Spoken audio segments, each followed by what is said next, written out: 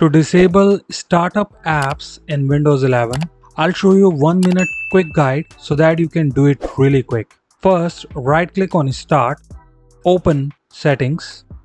On the left hand side, select Apps. Scroll it down, select Startups. Here you can see all the apps which start up automatically when you boot your PC. You simply need to turn it off from here and that will stop showing up again and again. If that doesn't work, press and hold Ctrl, Shift and Escape key on your keyboard. Here you can see some option, select Startup Apps, then click on Status option.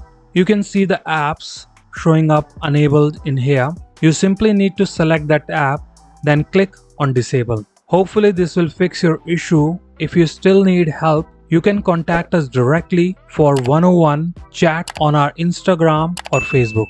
See you in the next video.